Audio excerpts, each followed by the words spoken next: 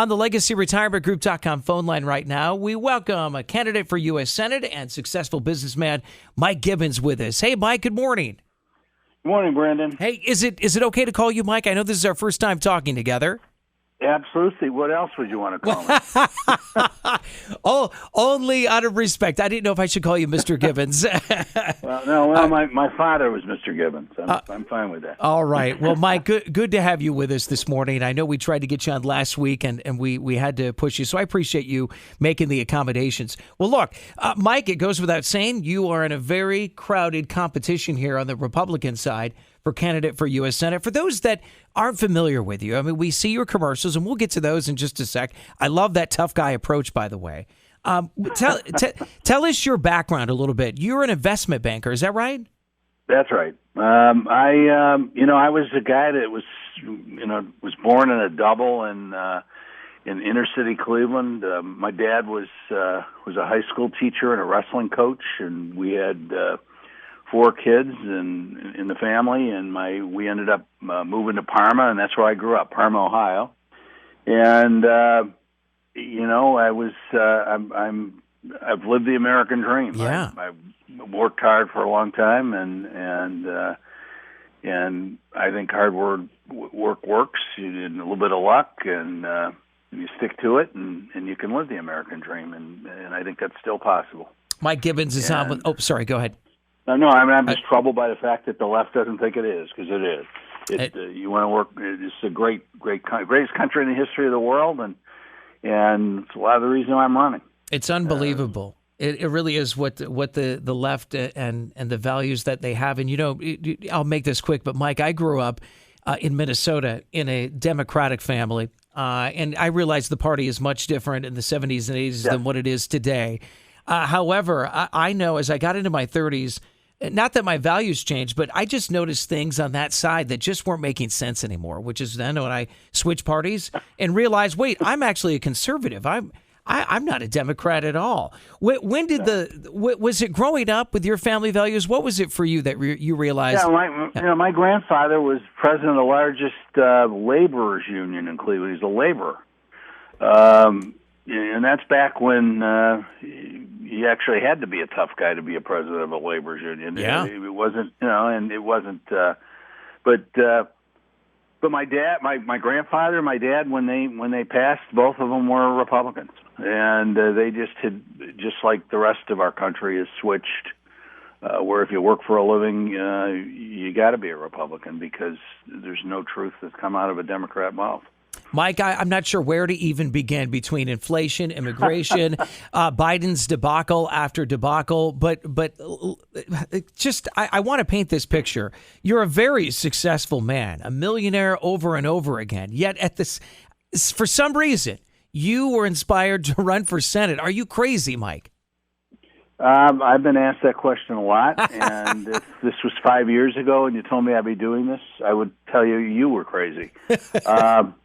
No, I think, I've often talked, it's too long to talk about here, but I've got 5 kids, and my second youngest son is a graduate of Georgia Tech, aerospace engineering, smart kid, ex-high school athlete, goes off to Georgia Tech because he wants to be an engineer, and joins the Navy and is now a Navy pilot. Wow. And my family was not... it wasn't part of our culture. My dad was a really fine athlete, was a world-class athlete. He was a great wrestler, had a very similar record in history to Jim Jordan, only he never coached in college. He only coached in high school. And our family was about sports, so we didn't really, think about the military. And when my son did this, it just... First of all, I was proud as hell of the guy, and I was just kind of all overwhelmed by it. And after visiting him down in Pensacola with my wife Diane, and I came back, I said, I got to do something. And I tried to join the Trump administration. I interviewed for a number of positions. I couldn't do it because of conflicts. Sure. And long story short, it came down to maybe I had to run because. And then this was in 2017. I had just had a audience with Sherrod Brown, and frankly, I was angry that somebody like that could represent our state. All right. And I'm here now. And I never thought I was going to run again, and then all of a sudden Portman dropped out, and I saw people that are kind of the same old kind of politicians. Right. I don't want to. Right.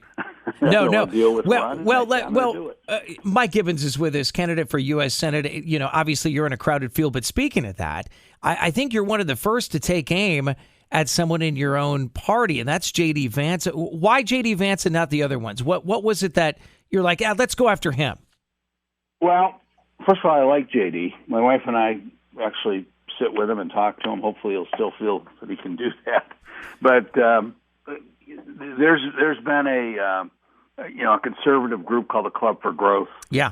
That is spending a fortune going after JD. And I will never attack anybody personally. I don't think, we're all Republicans, and that can, but I'm using his own words against him. Yeah. And right. The fact that the Club for Growth is attacking him leaves a kind of a spot there for that individual that says, I didn't realize he was, he voted for Hillary Clinton or that he was a never Trumper, and he called, our great president, ex-president, all these terrible names. So who do I vote for? And that's what my commercial provides the alternative.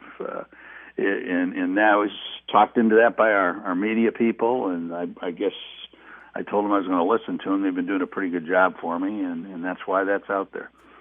JD's a nice guy who, frankly, I can't trust to make the right decision because he seems to change his mind radically. And I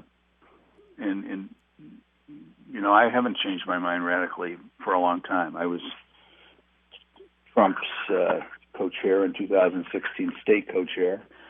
Finance co-chair, and I think he was the greatest president we've had in my lifetime because he actually did what he said he was going to do, and I don't think it should have taken that long to come to that realization. Yeah, Mike Gibbons, candidate for U.S. candidate. Well, and real quick with the others. Speaking of Trump, you've got Josh Mandel, former Ohio GOP chairwoman Jane Timken, Bernie Moreno to a point, but especially Mandel and Timken, who are also touting, Trump, supporting Trump policies, and I get the value in that, I really do. Sure. But what do you say to a voter, Mike?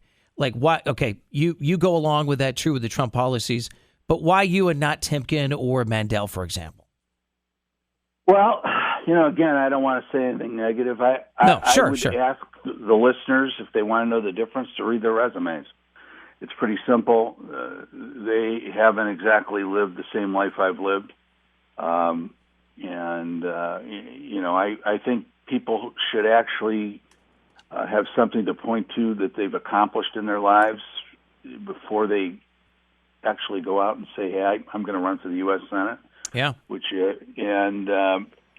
I always look at people's motivations, and I can tell you, I don't even like politicians. The fact that I have to go to Washington is upsetting to me.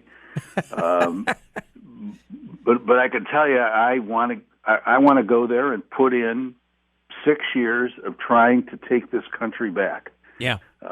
We have a left wing that has just gone over the top. They've overreached to the point where we need some people that aren't afraid to tell them to.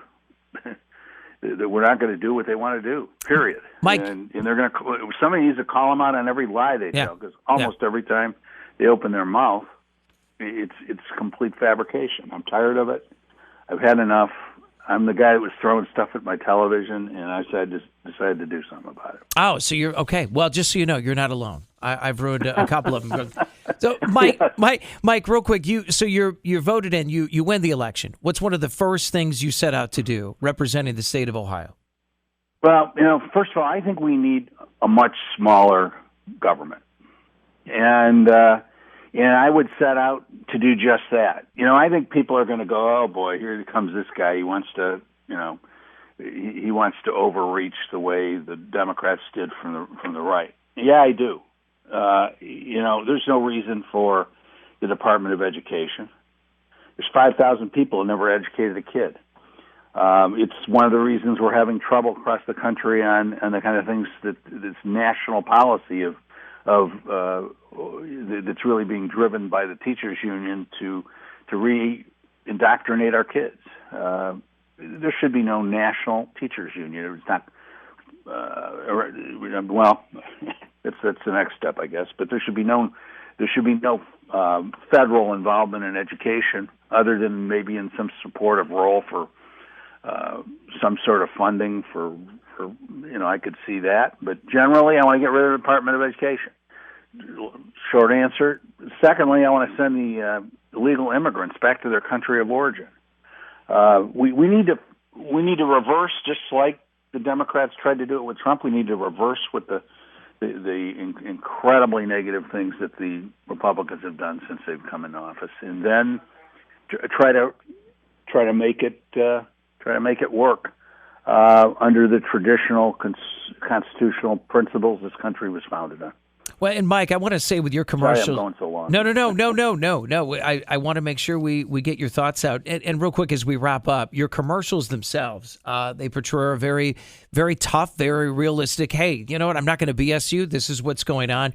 Well, one I would like to tell you that always sticks in my head is the football field, where you're talking about the border and you're the football players. And I thought, I've never seen anyone paint a picture of the border situation like this commercial has. And then all of a sudden those players disappear when you compare it to how Biden is dealing with it. Because quite frankly, it is spot on. Well, I think so. I've got some pretty good advisors, and we try to differentiate ourselves. And football was important in my life. I told you I was in a family where sports was important, and I wasn't Herschel Walker, but I love football, and I think it's a microcosm of American society. I really do, and that's why we're doing it.